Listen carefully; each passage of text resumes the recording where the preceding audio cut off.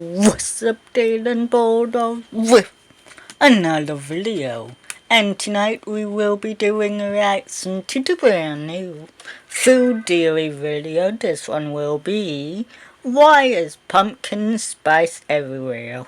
Make sure to like, comment, subscribe, tell us what you want us to act next. Let's see and find out what this will be about, and 3, 2, 1. Also hit that bell icon so you will get notified whenever we upload, post, and go live on Dylan Bulldogs. And without further ado, make sure to enjoy the reaction in 3, 2, 1, let's see and find out what this will be about. Let's go. Why is pumpkin spice everywhere? At this point, it's more famous for being famous than anything else. And I That's it. never understood why. Well, today, I'm diving in and finding out straight from the source. Hello, Internet! Welcome to Food Theory, the show that's feeling autumnal. And I have a confession. I've never had pumpkin spice latte. I know. I never had a either. Okay. Oh, sacrilege! But I just never understood the hype. I remember going to college here in Miami, Florida, where the temperatures rarely drop below 85 degrees Fahrenheit. And as soon as September hit, I would see flocks of people wearing Ugg boots, plaid shirts, and sipping on some PSLs. It just seemed so ridiculous. All of that hoopla and undoubtedly smelly feet for a latte? I had to dig deeper. But no matter how much I dug into this, dare I say, cultish fascination people have with this, I just couldn't understand. But no more. Today, I'm getting to the bottom of why pumpkin spice is everywhere. And the only way to do Yeah, that's true. that is to finally try my very first pumpkin spice latte. Yeah. Whoa. It took a lot to get to this point. See, there's two factors that most people point to when it comes to how PSLs gained their astronomical popularity. The flavor, nice and simple, and the sense of nostalgia it provides.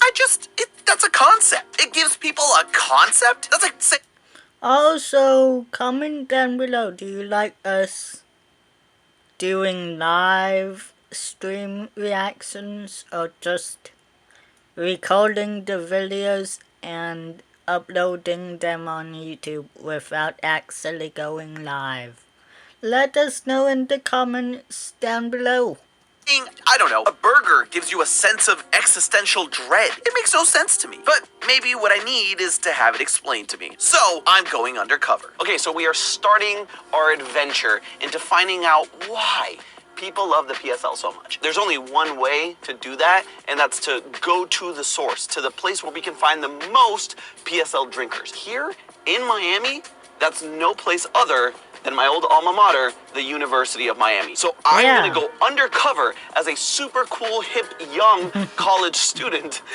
I'm dressed up because it's game day. I'm not actually going undercover. No one's gonna believe this. We're going to the campus right now, and we're gonna see if we can spot a couple of PSL drinkers at the Starbucks on campus and ask them a couple of questions. Also, Starbucks is good though, too. I want to get into their heads. No I want to ask them if it's a psychological thing, a nostalgic thing, or a flavor thing. Is it just because the flavor is really that good? I'm really excited to find out.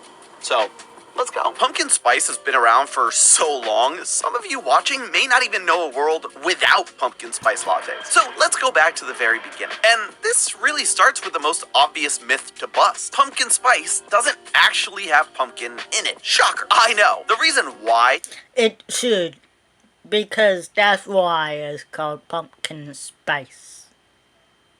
Also, my girlfriend is pumpkin spice. Watching this video, you know who you are. Let me know if you're watching this, and you probably are. it's called pumpkin spice is simple. It was the blend of spices typically used in pumpkin pie recipes. If that seems obvious for you, it didn't for a lot of customers. Back in 2015, Starbucks got a lot of backlash when people started noticing pumpkin was nowhere near the ingredients list. Since then, they've included pumpkin puree as part of the recipe to avoid any confusion, even though it isn't the star of the show when it comes to the flavor. But the mix of pumpkin spice itself has been around for centuries, showing up in the very first American cookbook, American Cookery by Amelia Simmons. And by and large, it stayed that way for over 200 years. It wasn't until 2003 that the Mad Lads in the Liquid Lab at Starbucks decided to mix pumpkin pie and espresso that it started venturing out of the world of baked goods. Until then, it was all about that Thanksgiving pumpkin Okay, I want to try pumpkin spice now. pie. And that may be why, in my research for this episode, I kept finding article upon article pointing to nostalgia as the reason behind the PSL success. But that seemed like such an easy answer. There's no way it could be right in my mind. And that's where my fellow college students come into play. Speaking of play though, Claudia and I figured the university campus would be pretty empty. After all, game day, most people would be getting ready to tailgate. We thought we might get lucky finding a few stragglers getting their late morning coffee. Well, thanks to ESPN, we could not have been more wrong. This is what it's like to be a Cane. Good news for us, the Starbucks was poppin'. So I was able to how do you do, fellow kids, my way into a few interviews. So we're here in front of the Starbucks on campus. I spent so much time here. So you have had a PSL before? I have, yes. Okay, I need to know, did you like it? I did. It's good. It's sweet though. Is it your like go-to? No. Not it's like very a long. once a season, you do it, you check the box, you tried it, never again. It reminds you that it's fall. So you grew up in the Bay Area, so you did have a little more of the Four Seasons. So this reminds you a little bit more of that. Exactly. Have you ever tried pumpkin spice? Let us know in the comments as well. So it's not the flavor, it is a nostalgic thing. Mother. I mean, I do like the flavor, but it's more of a fall thing. Like, I would only probably have it in the fall. Gotcha. Yeah. So where are you from? Are you from Miami? No, I'm from New Jersey. New Jersey. So you Yeah. have the Four Seasons. Yeah. You have that I miss you it. do- Yeah. There you go. So you I do love the have fall. that big Yeah. nostalgia factor of like Yeah. it takes you back home. For sure, for sure. I'm here with Lainey. Lainey. Yep. Okay, awesome. Got that in one try. You've had a PSL before. Yes, I have. Why do you like it? I like it because they're very nostalgic for me. I'm here with Aiden. Aiden. Yup. Aiden, maybe you can be useful. Why do you like PSLs? Genuinely, it's only for the holiday spirit. First few interviews didn't give me much hope for there to be another answer, but did get me hyped for the game. Go Canes, we're gonna beat the Gators! Apparently, this drink really does give people an abstract concept in their mouth. But there's a glaring issue in this logic for me. There are plenty of people who didn't grow up with pumpkin pie and Thanksgiving. Internationally, the PSL is also a huge seller. Japan was slow to warm up to it, but since 2021, it's been a staple. And throughout Europe, the Middle East, and Africa, it's a fan favorite too. And the Thanksgiving pumpkin pie tradition doesn't extend quite that far, which circles us back to the flavor. Is it really just that good? I'm just like a huge like pumpkin fan. I normally get like a vanilla cream cold brew. I sound like so like girly. Anyway. No. Hey, we don't judge. I love the taste because I love like the sweetness. According to them, it really is. This is a bit more universal, so it feels a It bit sounds closer good. to a satisfactory answer. And it may just come down to good old chemistry. But first, we have to understand the actual flavors that go into pumpkin spice. Originally, in American cookery, it was mostly ginger accompanied by either nutmeg or allspice. No, not all spices.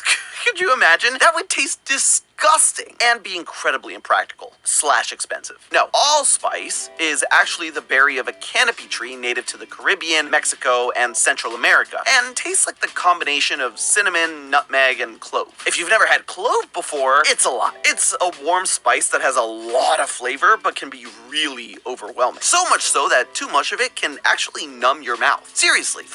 Why is it allspice and not all spices? Why don't they just pour all spices in a drink?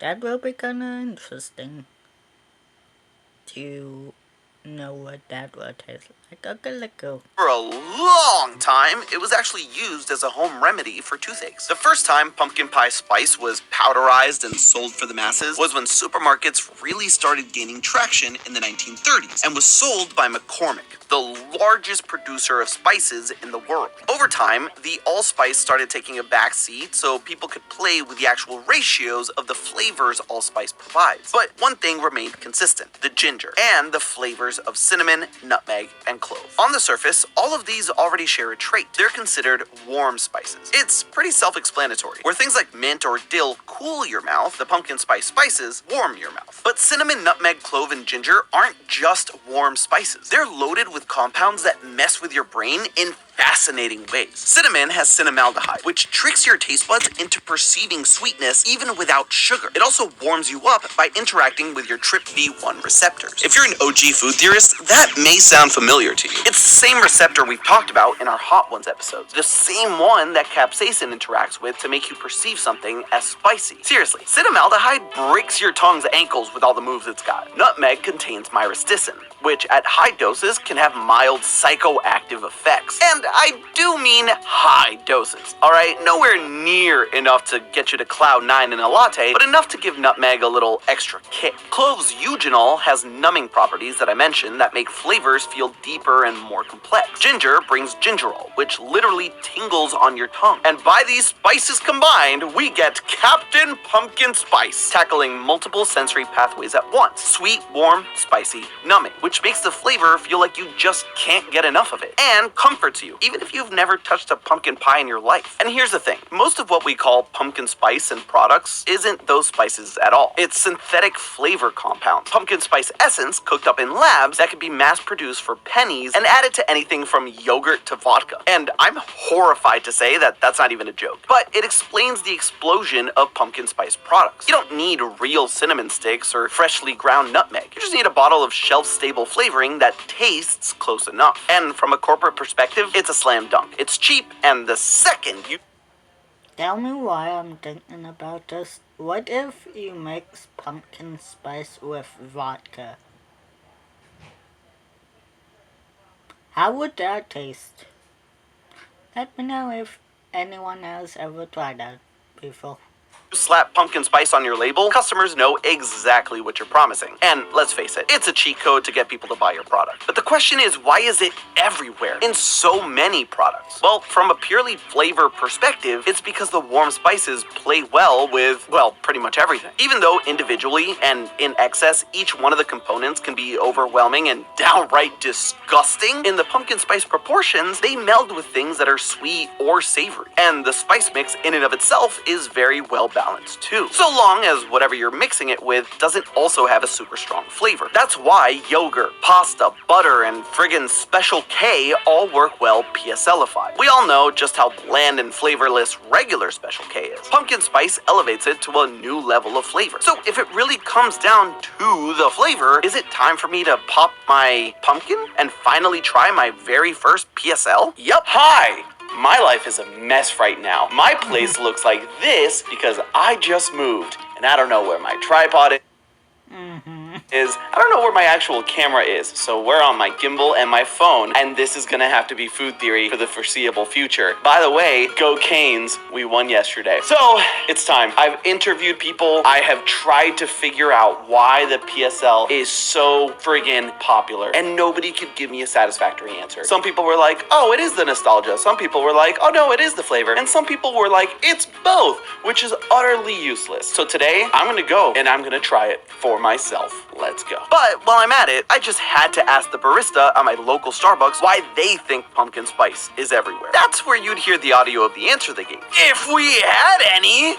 Technical difficulties, what can I say? Our barista friend suggested that the real answer is simply that it's only around for a limited time. This is the answer I was honestly hoping wouldn't be the one. When I started researching for this episode, there was one common thread that kept popping up: the seasonality of the flavor. Reason I wasn't too keen on this being the answer is because it means we are suckers, basically. Pumpkin spice anything is only around for a few months out of the year. Starbucks and anyone that sells their version of their product pumpkin spice makes sure to keep it that way. It creates artificial scarcity. Artificial scarcity is when a company will purposefully limit production of whatever they're selling, even if demand is high, in order to create a sense of urgency, a sense of, FOMO. It makes me cringe, but the fear of missing out really is strong enough. So these companies make us feel like we're gonna miss out and have to wait a whole other year to drink it. So when it is around, we scramble to buy up every last pumpkin spice product we can. It's a similar concept to limited time items you see at places like McDonald's. Except instead of just the McRib coming back willy-nilly, Starbucks and these other food manufacturers have made sure to tie their food and drinks to the season. In a way, it is the power of nostalgia, but one one that Starbucks has artificially implanted in us over the years. The PSL doesn't make you nostalgic for Thanksgiving or pumpkin pie, though. Starbucks has just assured over the years that the PSL makes us nostalgic for the PSL. Then our own brains betray us because we start to associate this drink with the fall. Summer heat starts to cool down, the leaves start to change to those gorgeous colors if you're anywhere other than Miami, and the holidays are right around the corner. Classical conditioning. Russian physiologist Ivan Pavlov showed this phenomenon with his dogs. He'd ring a bell for his dogs every time their food was ready. Over time, they started to associate the ringing of the bell with food, and even if there wasn't any food, the bell would still make them salivate and think it's time for them to eat. Same thing here. When fall starts to rear its cool head, we start salivating,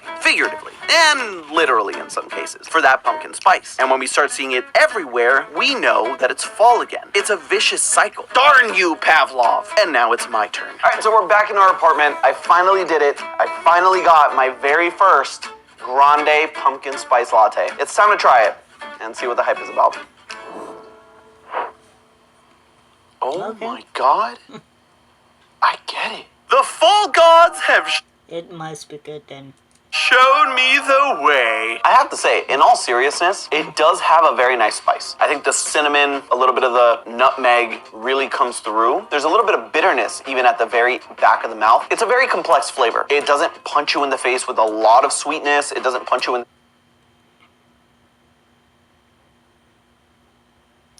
Okay.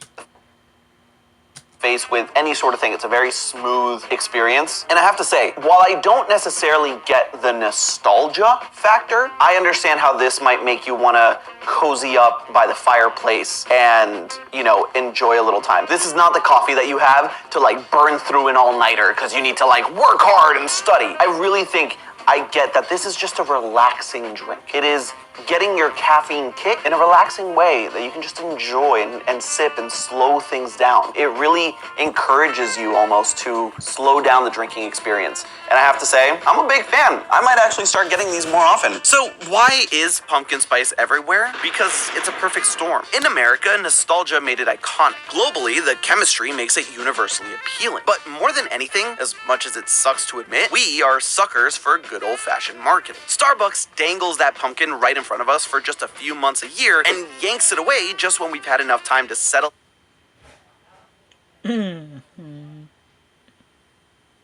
Suck when it's gone, but hey, at least it will be back. Apparently no care. Into our jammies with our lattes and cozy up by the fire. And then we're left waiting and waiting until the next time it comes around. And through classical conditioning, we have started associating this delicious drink with all the things going right in our lives just as the fall season starts up. But hey, that's just a theory. A food theory. Salud. Hey, have you ever wondered why matcha is everywhere? Make sure to click the link on the screen now. And as always, I'll see you next week. Maybe we need to react to that one too. I mean, maybe we will. Anyway, if you like the reaction, make sure to like, comment, subscribe. Tell us what you want us to react to next. Make sure to hit that bell icon so get notified whenever we upload, post, and go live on Dayton Boathouse. Until next time, Dayton Boathouse, and we are out.